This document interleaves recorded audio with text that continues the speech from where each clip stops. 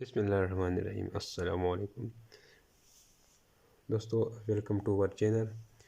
ہم نے ایک سیریز شروع کی ہے جس میں ہم آپ کو انگلش کے الفابیٹس کے بارے میں بتائیں گے انشاءاللہ تعالی۔ لیکن آج ہمارا فرسٹ ایپیسوڈ ہے۔ انشاءاللہ امید ہے یہ آپ لوگوں کو پسند آئے گا اور اس سے آپ لوگوں کو بہت ہیلپ ملے گی۔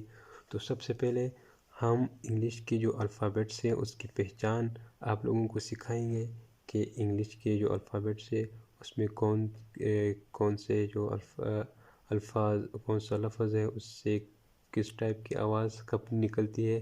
تو آج ہمارا فرسٹ ایپیسوڈ ہے، تو چلیے دوستو شروع کرتے ہیں۔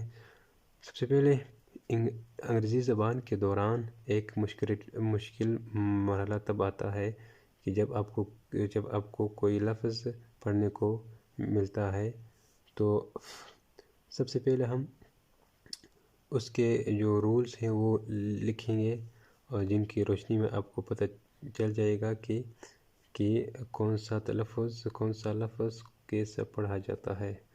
سب سے پہلے ہم واو الحروف کی پہچان کریں گے، اس کے بعد ہم کانسوننٹ کے الفاظ کے بارے میں بتائیں گے۔ تو جو واو الحروف ہیں اس میں سب سے پہلے ایک آتا ہے، سب سے پہلا نمبر جو ہے وہ ایک آتا ہے۔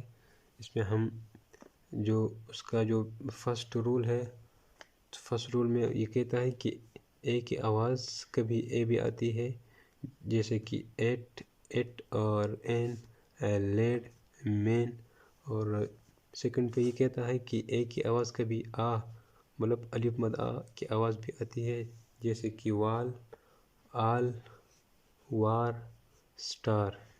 اور تھرڈ میں یہ کہتا ہے کہ اے کی آواز کبھی اے مطلب تھوڑا سا اے بھی ابھی آتا ہے، جیسے کہ شیر اور فیر اور کیر اور ڈیر۔